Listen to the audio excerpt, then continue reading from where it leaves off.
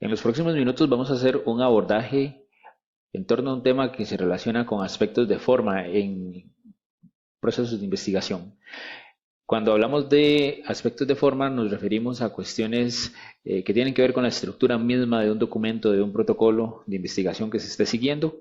Y esto trata de hacer un esfuerzo o pretende más bien asegurar que la documentación que se está trabajando tenga una estandarización en sus secciones, en la información que muestra y sobre todo el modo, la forma en que presenta esa información. Uno de los pasos más importantes que tiene que ver con cuestiones de forma en investigación tiene que ver con el cómo yo integro la información que estoy utilizando, las fuentes de información que estoy consultando, al contenido de las diferentes secciones de un documento, de carácter académico, de carácter científico y sobre todo a nivel universitario.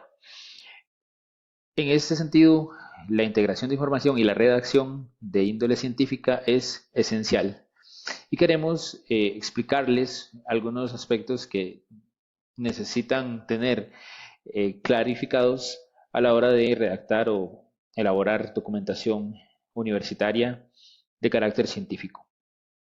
En primer lugar, tenemos que tener claro qué es la redacción científica, de qué se trata. Cuando a mí me dicen redacte un documento científico o de carácter científico, básicamente tengo que tener claro que me están solicitando la redacción de un documento que va a transmitir información o va a presentar determinada información de manera clara y que está orientada hacia un receptor, que son lectores en general de un ámbito específico, por ejemplo, el ámbito académico, de manera lo más clara, sencilla y ordenadamente posible. La redacción científica es en sí una redacción muy objetiva, muy austera en la forma en que argumenta o elabora los contenidos que se van desarrollando, ya que a diferencia de otro tipo de redacciones, por ejemplo, los textos que son más literarios, en novelas, en cuentos, el uso de adjetivos, el uso de metáforas, de otras figuras de construcción, eh, que en ese tipo de textos no científicos se usan, en la redacción científica no son necesarios. Más bien se pretende que el investigador o el estudiante, el docente, cuando escriba documentos de carácter científico, no utilice ese montón de aditivos para que la claridad se mantenga, la objetividad del texto, del contenido se mantenga. Entonces, la redacción científica no tiene necesidad de adornos, no tiene cabida para ellos. Y ahorita vamos a ver algunos ejemplos. Es muy probable que tipos de adornos literarios, ¿verdad? Lo que hagan es, sea más bien confundir al usuario. Entonces, deben prescindirse de ellos. La ciencia es demasiado importante para ser comunicada por otra vía u otra manera que no sean las palabras con un significado indudable, es decir, una comunicación objetiva clara. Ejemplos de redacción científica. Aquí tengo dos extractos de un artículo científico y de un libro. En el primer extracto podemos ver que el artículo científico clasifica tipos de teletrabajo, que es un artículo científico que habla sobre modalidades de este tipo de teletrabajo. Entonces, él cita a un autor, Ruiz, citado por Murillo Puga, perdón, y Peña Seminario del año 2016, y dice la información específica.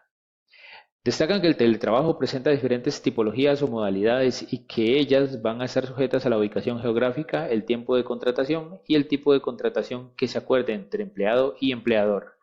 La redacción de lo que se está abordando es clara, no están haciendo aditivos que ensucien o confundan.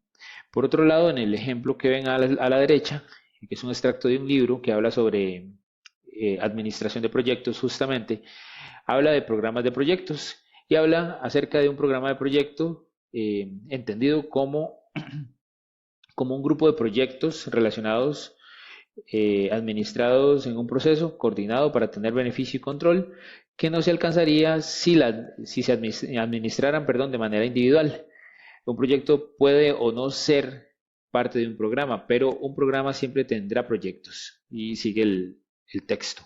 Este párrafo nuevamente nos está explicando algo. Bueno, ¿qué es un programa de proyectos y de qué está hecho ese programa o de qué están hechos los programas de proyectos? Pero de manera clara. Por otra parte, tenemos ejemplos de redacción no científica. Los ejemplos de redacción no científica básicamente son cuestiones que no tienen rigurosidad eh, metodológica a la hora de elaborarse, no se apegan al método científico. ¿Por qué? Porque no tienen la intención de comunicar algo eh, en el plano de lo científico, de lo objetivo, diré en el plano de lo verdadero. Lo científico pretende ofrecer conocimientos que se consideran verdaderos, no verdades últimas, ¿verdad? Pero sí que tienen una veracidad comprobable. La redacción no científica no hace eso, ¿verdad? Más bien trata de a veces narrar, plantear panoramas que son ampliamente ricos en metáforas, en aditivos que ayudan a que el lector imagine o experimente una serie de emociones, pensamientos a la hora de leer ese tipo de textos. Por ejemplo, aquí tengo un pequeño extracto del cuento de Edgar Allan Poe, El gato negro. Y la redacción, como ustedes pueden ver, está muy teñida de aditivos relacionados a adjetivos, metáforas y otras figuras que se usan en estas obras literarias. Entonces él describe al gato del cuento como un gato negro enorme, tan corpulento como Plutón, que por eso le puso ese nombre, que Plutón no solo tenía, que no tenía ni un solo cabello blanco en todo el pelo, etcétera. Ahí hace una descripción. Por otro lado, el segundo ejemplo que ven aquí abajo es sobre un título de noticia periodística del diario Extra de hace unos años. Y lo que decía una sección de esta noticia en su título era la descripción de un suceso, de un evento trágico que sucedió de una manera muy amarillista, ¿verdad? Como muy jocosa. Y lo que escribieron ellos lo pueden ver ustedes acá. Profesor choca contra carro y vuela al más allá, ¿verdad? Y él está tratando, el periodista o este diario está tratando de hacer una transmisión de información muy sobredimensionada, ¿verdad? No buscando ser discreto o respetuoso con un evento que fue trágico para alguna familia o para alguna persona, sino que él busca hacer de esto algo que atraiga audiencia. Entonces, ese tipo de reacciones, por supuesto que no se les considera ciencia en absoluto, pero vean que hay diferencias entre lo que se puede considerar o no ciencia o científico. Pasa mucho en redes sociales, por ejemplo, hay personas que colocan ahí, siga este remedio o utilice este remedio casero a base de matas de X y Y planta o de, no sé, extractos o té de X y Y plantas porque ayuda a las enfermedades que pueden afectar el corazón, a que no aparezcan, las previene, las cura, etcétera. Pero no hay una cientificidad, sino que es un conocimiento que está ahí puesto eh, sin ser comprobable en modo alguno. Y hay otros espacios que ya se pueden, en donde ya podemos encontrar fuentes de información que tienen su bibliografía, que tienen sus referencias sólidas y se pueden pues comprobar, contrastar y que por ende son científicas. Volviendo al tema de la redacción científica, la característica fundamental de esta es que es clara. Si usted está haciendo en su documento de investigación un buen ejercicio de redacción, entonces está haciendo un buen uso de esta característica de la claridad. ¿Qué es ser claro? Ser completamente, digamos, estratégico en cómo yo expongo mis ideas en cada párrafo. Cómo yo voy fundamentando eso, cómo voy asegurándome que lo que está leyendo el receptor de ese texto quede completamente comprendido, ¿verdad? El éxito de una relación, de redacción científica es un resultado de una mente clara que aborda un problema claramente formulado. Eso es algo importante. Si yo redacto con claridad algo que estoy estudiando, investigando, es porque tengo mi norte claro, mi tema de investigación claro, mi problema de investigación claro. En la medida en que yo tengo claridad sobre las cosas, mis ideas se pueden hacer mucho más sencillas de transmitir. Les doy un ejemplo. Si yo como docente o si yo como profesional de un área, yo que soy sociólogo, eh, tengo que hacer una explicación de lo que es física cuántica o de lo que es química analítica, como yo no soy del área y yo no tengo conocimientos de ese ámbito, me va a costar mucho más decir algo con claridad o con coherencia sobre esos aspectos. Tendría que primero estudiar, prepararme y eso me demoraría mucho tiempo para tratar de decir algo claro, pero no es mi ámbito. Entonces me va a costar mucho más. Si uno es del ámbito, es probable que o conoce, ¿verdad?, del tema que está investigando, porque ha leído, porque ha revisado, porque ha analizado, uno podrá decir algo con mucha más claridad que si no lo ha hecho previamente. Les podría decir algo más con suficiente claridad si es del ámbito de las ciencias sociales, de la sociología, pero no de las ingenierías o de las matemáticas o de otras áreas que no son cercanas a lo que yo comprendo o lo que yo manejo, ¿verdad? Entonces, eso sí hay que tenerlo bien claro. Cuando ustedes investigan un tema, parte de la necesidad de que el tema sea viable es que también les permita a ustedes abordarlo desde los conocimientos que tienen. Y si ustedes de repente carecen de ciertos conocimientos, se les va a ser muy difícil abordar ese tema y van a tener problemas a la hora de analizar y de transmitir esa información o redactar esa información en el texto. Otra cosa importante es que debemos, insisto, a exigir claridad absoluta en los textos que pretenden tener redacción científica. Tiene que ser consistente ese texto, tiene que tener coherencia lógica en el desarrollo de las ideas. Y la redacción aporta al conocimiento si dice algo respecto al tema que yo estoy investigando, si agrega valor al tema. ¿A qué se refiere esto? A que cuando yo investigo no se trata de compilar información sobre algún tema X, copiando y pegando de fuentes de información, sino es haciendo un procesamiento analítico, concienzudo, ¿verdad?, de lo que yo estoy leyendo en diferentes fuentes para integrarlo dentro de un documento de investigación. Por ende, el tema que yo tengo debe tener una concreción y una delimitación clara. ¿Ok? Ese es el piso básico. Si yo tengo un tema bien claro, los elementos, las variables, los elementos de precisión, el tipo de abordaje que voy a hacer o la claridad con que voy a poder redactar va a ser mucho mayor que si no tengo esto. De allí lo importante que es para cualquier proceso de investigación hacer una buena labor en la delimitación inicial del tema. Es recomendable evaluar también el diseño de investigación propuesto con dos preguntas elementales.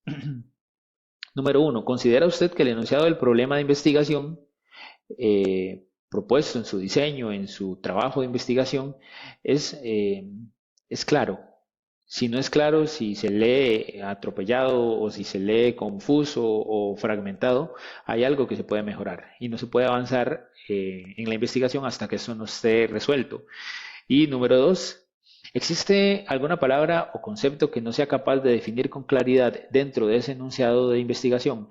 Muchos investigadores, sobre todo cuando están aprendiendo a investigar, fallan en este aspecto, en delimitar temas con mucha terminología y concepto quizás teórico o categórico que no comprende. Entonces después se le hace muy complicado dimensionar o tener claridad de qué es lo que realmente está investigando. Se le hace confuso. Y la idea no es esa, la idea es que cada investigador sepa de qué se trata todo su tema y que cuando lea el tema que está investigando o que ha planteado, él sea capaz de entender todo concepto, toda definición que está en ese enunciado para que la investigación pueda marchar sin problemas de comprensión posterior.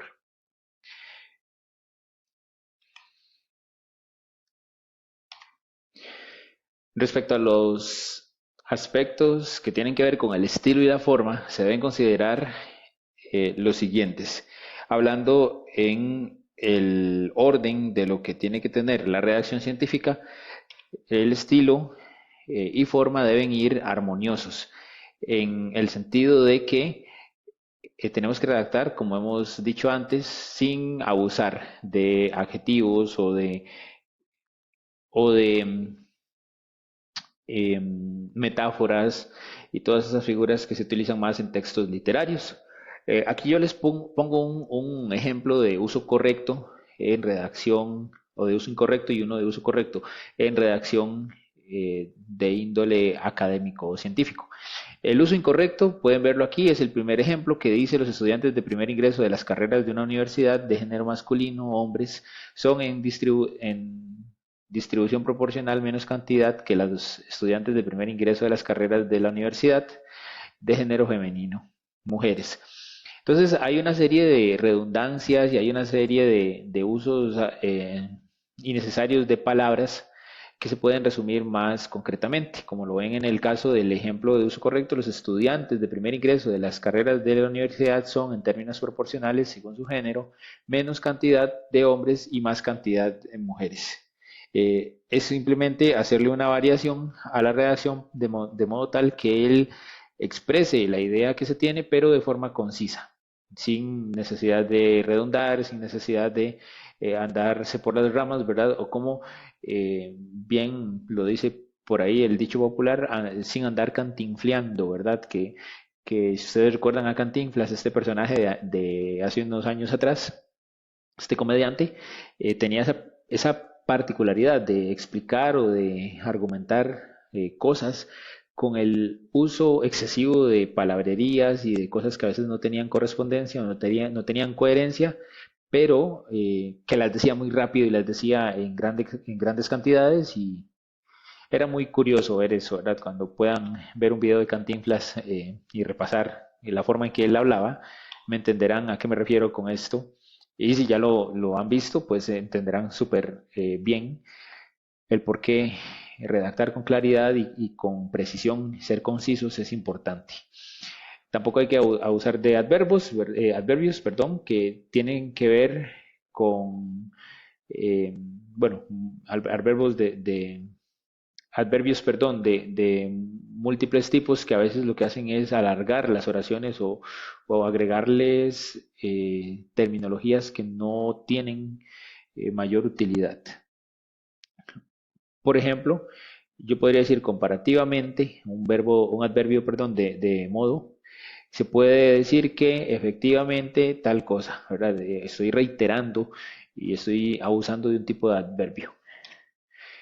Tampoco abusar de conjunciones parasitarias que alarguen o entorpezcan el ritmo de la frase. Que, pero, aunque, sin embargo, y a veces que es como una muletilla a la hora de redactar.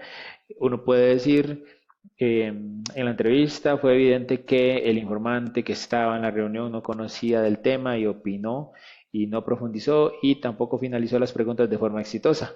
Es una redundancia innecesaria de conjunciones, a las cuales podemos llamarles conjunciones parasitarias. Por otro lado, usar el uso excesivo, o evitar más bien, evitar el uso excesivo de pronombres o de nombres, perdón, propios, sustantivos propios, que sean abstractos. Por ejemplo, terminación, que de palabras con terminación en forma muy abstracta, muy amplia o muy genérica, más bien lo que hacen es entorpecer la claridad de lo que se redacta. Por ejemplo, el uso de sustantivos formados de verbos en terminación producen largas frases, textos oscuros que exigen una longitud excesiva, y el empleo de verbos que de otra forma serían innecesarios. Un ejemplo incorrecto: la producción de datos. Bueno, ¿la producción a qué se refiere? A la cantidad de datos que se investigaron, a la cantidad de datos con los cuales se cuenta, ¿a qué? ¿Verdad? A veces uno dice, el proceso desarrollado en el proyecto, uno dice, bueno, ¿qué proyecto? ¿O qué proceso? O la producción de las etapas del proyecto, ¿a qué se refiere? La producción documental, la producción de qué tipo de cosas y en qué orden, ¿verdad? A veces ese tipo de terminología que es muy genérica, muy abierta, lo que hace es entorpecer la claridad de lo que uno está tratando de reportar.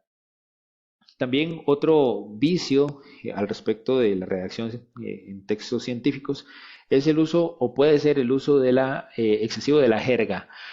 Por ejemplo, una jerga muy técnica o una jerga de alguna disciplina en particular, puede ser que lo que haga es abrir muchas ambigüedades o mucha carga al significado de las palabras de los textos de forma innecesaria y confunde al lector. El uso, por ejemplo, incorrecto de la jerga puede verse en este ejemplo. Un enfisema diagnosticado requiere varios tratamientos farmacológicos que atenúen, perdón, las afecciones al funcionamiento respiratorio normativo de las estructuras pulmonares. Hay mucha categoría que nosotros no comprendemos bien. Si eso lo está leyendo alguien que no es de salud, probablemente va a decir, bueno, ¿y qué rayos es un tratamiento farmacológico? ¿Serán unas pastillas? ¿Serán unos jarabes? ¿Serán unos jarabes y pastillas? ¿O qué será? Afecciones al funcionamiento respiratorio normativo, ¿qué es eso? ¿Verdad? Entonces, a veces el uso de la jerga lo que hace es complejizar la comprensión de una idea. Pasa mucho, al menos yo se los he comentado a ustedes en los cursos de investigación, que a veces uno habla tan técnico que el estudiante se queda así como eh, muy confuso, ¿verdad? Porque está escuchando a un docente que puede que sepa investigar o puede que sepa lo que está diciendo, pero que no lo está transmitiendo con claridad y eso hace que el estudiante quede con vacíos comprensivos importantes. Por otro lado, eh,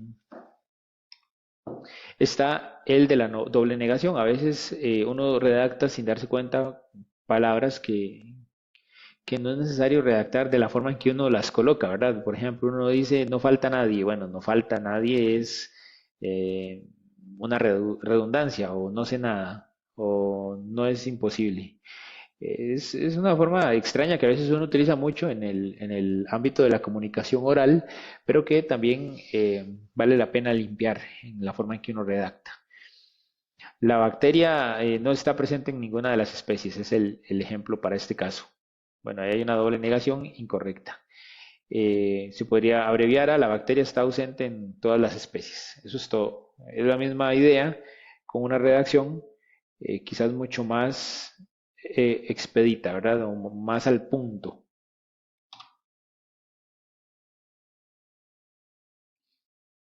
Ok. Por otro lado, está el aspecto relacionado con evitar las evaluaciones o las valoraciones más allá de los límites de los datos o los hechos. A veces cuando uno redacta, uno sobrecarga con valoraciones subjetivas, personales, el texto. Yo no puedo redactar, por ejemplo, aquí en este caso, es un hecho que el fumado posee una relación directa con las afecciones de la salud respiratoria, del sistema respiratorio. No obstante, no es cierto que si se toma en cuenta eh, lo que, lo que vale es la buena, perdón, no es, eso no es cierto. Si lo que se toma en cuenta que lo que vale es la buena actitud. Hay una reacción bastante confusa de hacer. Yo no puedo decir que fumar no me va a enfermar si hay datos científicos para eso y diciendo que yo no me voy a enfermar si fumo con buena actitud, ¿verdad? Yo estoy haciendo una valoración que no tiene mayor significado o coherencia o aporte dentro del hecho científico de que el fumado está correlacionado con la aparición de cáncer de pulmón y otras afecciones respiratorias. Hay un dato, ¿verdad? Ahora, si yo no conozco el dato, no puedo opinar. Y eso es algo muy importante.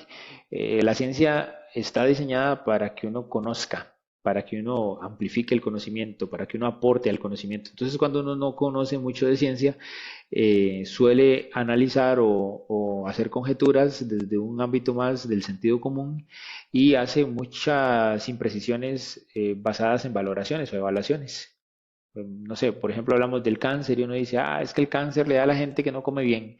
O la delincuencia, ah, es que la delincuencia es por culpa de tanta pobreza, o de tanta gente que es vaga.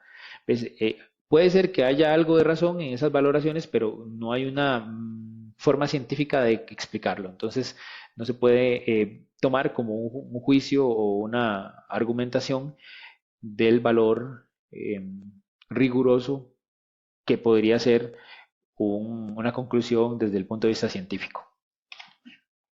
Ok, otra cosa importante que les quiero explicar es que a nivel de las investigaciones o de la integración de información a un documento, mucho se determina por el tipo de fuente de información que estoy usando.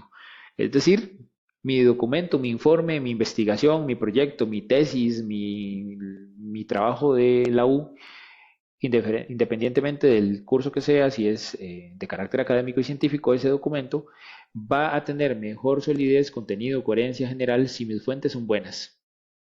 ¿Ok? Entonces ahí tengo que hacer una selección bastante estratégica de fuentes. La universidad les suministra a ustedes acceso a diferentes colecciones bibliográficas. En este caso, tenemos una biblioteca digital desde la cual podemos hacer un ingreso rápido. Voy a hacer aquí el ingreso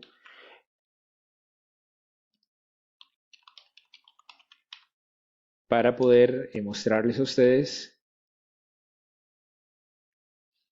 de qué se trata esto, ¿verdad? Entonces vamos a ingresar a la biblioteca institucional, en donde encontraremos diferentes secciones de búsqueda o motores de búsqueda, eh, tanto de acceso abierto como de acceso limitado o gratuito, perdón, o de paga. La universidad tiene convenios con el libro, con ebooks, con EBSCO, y en el ámbito de la salud con otra casa editorial que tiene bibliografía de salud. Pero para efectos del curso ustedes tienen que tener claro que estos son los recursos que están disponibles para todo estudiante regular. Yo tengo el acceso a la biblioteca, ok, y si no lo tengo que gestionar escribiendo un correo a la biblioteca, que eso se los explicaré posteriormente. Pero estos recursos me van a generar la posibilidad de buscar fuentes de información que me sirvan para mi trabajo de investigación, y esa es justamente la próxima cosa que les quiero explicar en este abordaje temático que estoy haciendo. Entonces vamos a continuar a esa parte a partir de este momento. A efectos de la actividad práctica relacionada con el tema, vamos a utilizar un ejemplo de investigación o de tema para informe de investigación que vemos por acá.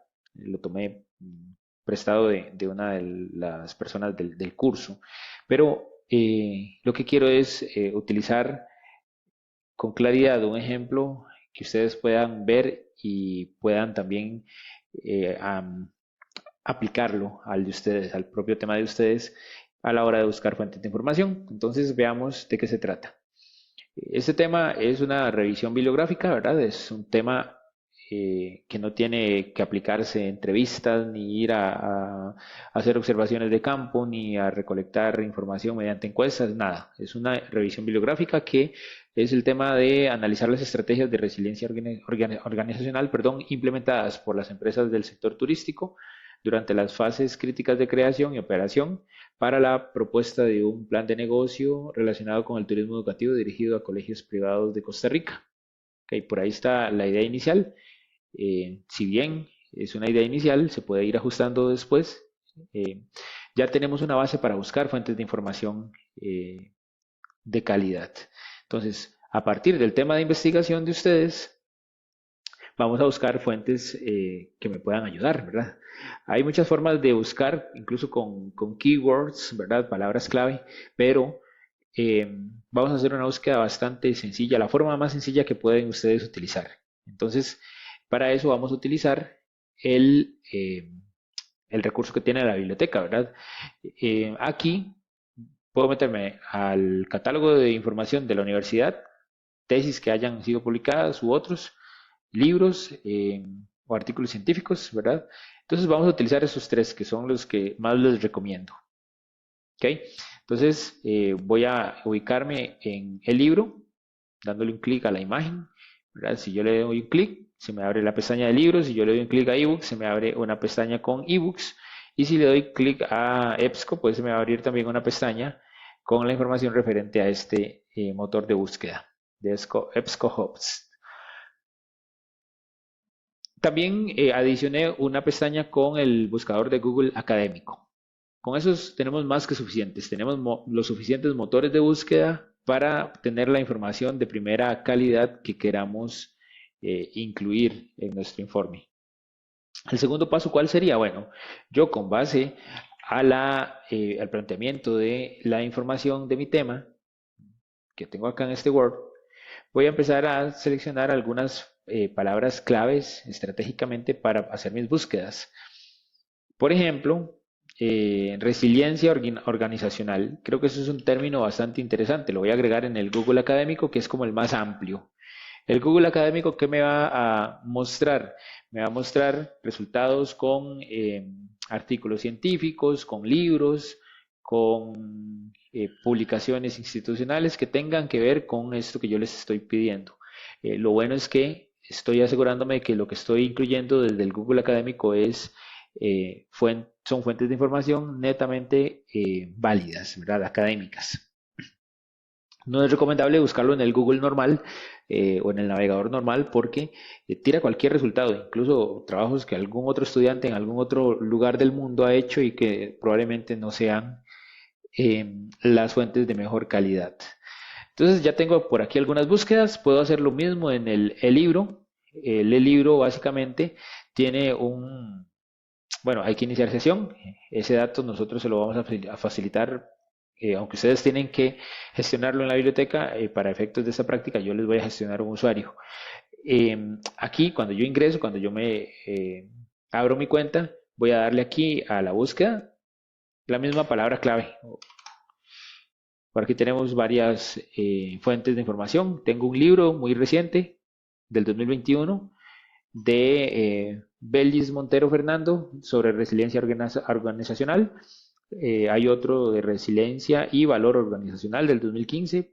Tengo una de regulación del estrés en tiempos de pandemia, pautas para la resiliencia organizacional, etc. Hay varios libros. Yo puedo elegir el que más me sirva o los que más me sirvan. Entonces, de momento vamos a dejar esto por acá. Vamos a irnos al ebooks y vamos a pegar la palabra clave. Puede ser que nos dé información, puede ser que no. Eso es completamente viable. Es parte incluso de lo que se espera que pase en las búsquedas que hagamos, ¿verdad? Que la información no se halle. Bueno, nos tiró 3 libros: comportamiento organizacional, marketing y administración de proyectos. ¿Qué quiere decir el ebooks con esto? Que no tiene un libro que se llame así directamente, pero puede tener libros relacionados con el tema de organizaciones. Eso es lo que está pasando. Entonces, puedo revisarlos para ver o cambiar la palabra clave para ver si puedo buscarla con alguna otra que, que pueda arrojarme datos, ¿verdad? La idea es que ustedes desde el título que tienen en la investigación puedan extraer las palabras claves con las cuales hacer las búsquedas. Saqué otra, empresas del sector turístico. Y lo que me está tirando son libros como amplios, no me parece que sean como de turismo. Entonces, bueno, en el ebooks no estoy encontrando nada. Puedo hacer lo mismo en el académico o en el libro y ver qué opciones me da. Voy a hacer lo mismo en el navegador de EBSCO. Voy a poner la palabra clave que estoy utilizando. Y aquí me tira varios artículos científicos que tratan sobre el tema. Entonces, ahí ustedes tienen que hacer una labor de discriminar las fuentes de mejor calidad o más afinidad al tema que están planteando. Veamos entonces, si ya yo tengo varias fuentes, digamos, encontradas o localizadas, lo que tengo que hacer es ponerlas en esta sección, en donde dice fuentes encontradas. Ahora bien, tengo que pasarlas en APA7, en ese formato de citación.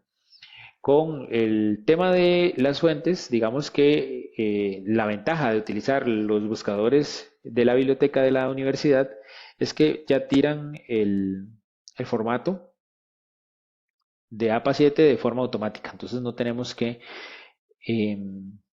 construirlo manualmente con la guía. Aunque si hay alguna fuente que no tiene el formato de APA7, para eso ustedes tienen la guía de APA7 para hacerlo manualmente. Y quien no sepa cómo se hace eso, entonces me pregunta para yo poder guiarlo. Pero por ejemplo aquí digamos que voy a utilizar este primer artículo, entonces yo lo voy a abrir, ¿verdad? Aquí está toda la información que tiene que ver con esta fuente. En el caso de los artículos de EBSCO, ellos suelen no tener el PDF para descargar, a no ser de que ustedes entren desde la biblioteca, ¿verdad? Entonces aquí en el margen de la izquierda pueden abrir el PDF. Bueno, tengo que darle un clic desde aquí. Porque si no, no van a poder leer lo que dice el artículo, ¿verdad? Aquí ya lo van a poder leer. Me voy a hacer para atrás. Y en el caso de EBSCO, les decía, y de los otros motores de búsqueda de la biblioteca, lo bueno es que ya tienen la fuente APA7 hecha. Entonces voy a irme al margen de la derecha y voy aquí a darle citar. Y aquí me dice formatos de cita y me tira los diferentes formatos que hay. Voy a localizar el que dice APA séptima edición y lo copio. Entonces, ¿qué hago? Lo subrayo, control C, me voy al documento, le doy aquí, pegar a esta opción, conservar solo texto. Me va a mantener, digamos, el mismo tipo de texto o de formato que yo estoy usando en el documento. Y listo, y ya tengo la primera de EBSCO. Voy a sacar otra de libro. Bueno, aquí en el libro encontré dos libros que me pueden servir. Voy a abrir ambos para poder extraer las citas. Aquí está el libro que voy a seleccionar del motor de búsqueda del libro. Aquí en el margen de la derecha dice obtener cita, le voy a dar un clic. Aquí le voy a dar a esto control C, me voy al documento en Word, vengo aquí a la opción de conservar solo texto. Puedo irme otra vez al libro, a conseguirme el siguiente libro que voy a utilizar, darle obtener cita, control C, vuelvo al Word, control V, bueno, con el formato de mantener solo texto. Ya ahorita hay que hacer varias correcciones a estas referencias porque son automáticas, entonces no vienen perfectas, pero son correcciones mínimas, ya ahorita les explico. Voy a terminar de extraer los libros que me interesan. Voy a traerme uno del ebooks. Bueno, en el ebooks no encontramos algo, entonces puede ser que de ahí no traigamos ninguna fuente. Pero del Google Académico sí traímos varias, o sí hay varias fuentes que pueden servirnos. Entonces voy a abrir cualquiera. Incluso en el Google Académico, ustedes pueden decirle al Google Académico a partir de qué año mostrarles los artículos. Entonces aquí está 2020 en el margen de la izquierda y puedo utilizar este primero que es del año 2022. Al utilizar esta primera, bueno, a veces si no les abre el enlace puede ser que esté caído, que esté roto, pero bueno, estamos haciendo solo un ejemplo. Voy a abrir el segundo. Aquí tengo varias opciones aquí tengo varias opciones que tienen que ver con el tema que estoy investigando. Puede ser que este artículo me sirva, puede ser que no. Voy a seguir viendo algunas otras opciones. Aquí hay uno de liderazgo y resiliencia organizacional. Ese me podría parecer más afín al tema del ejemplo. Aquí yo lo puedo abrir. Depende del tipo de artículo, les va a proporcionar también cómo citarlo. Cómo citarlo en el formato que ustedes necesitan, en APA7 en este caso. Entonces ellos nos van a suministrar esos datos. Voy a irme al Word y voy a pegarlo igual con el mismo modo de conservar solo texto. Ahora bien, cuando ya yo los tengo en mi Word, voy a subrayarlos todos y voy a darle a esta opción que dice ordenar. Le doy un clic y él me lo va a ordenar alfabéticamente. Entonces yo no lo tengo que hacer a pie. Y manteniéndolo subrayado voy a darle control F para que tenga la sangría francesa, de manera tal que ya tiene todo lo que el APA7 pide en formato. ¿Qué otra cosa le voy a hacer? Voy a corregir estas cositas que son espacios de más, que a veces tira. Y algo muy importante, el APA7 dice que el dato de los apellidos de autores debe ser únicamente el primer apellido y las iniciales del nombre, nunca dos apellidos. Entonces voy a hacer esta labor de ajuste. A este primer autor le voy a quitar el segundo apellido y le voy a dejar la inicial del nombre de él. al segundo autor también, Trujillo M. L. Bueno, voy a quitar la segunda inicial. Esta I la voy a cambiar por una I latina. Voy a eliminar este otro apellido y dejar solo una inicial del nombre. Ya este documento quedó completamente citado. Paso al siguiente. Estos dos están bien.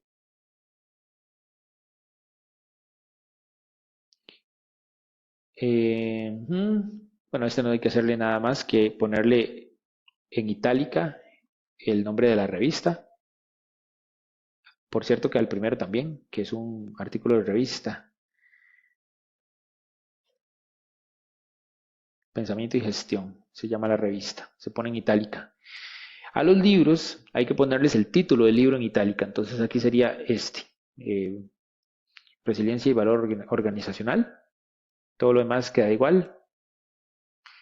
Un apellido, una sola inicial de nombre. Aquí abajo hay que corregir también, quitarle un apellido, inicial del nombre, ya quedó bien. Esto en itálica. Y listo. Ese es mi apartado de bibliografía. Yo lo puedo poner en formato automático, en color negro, digamos.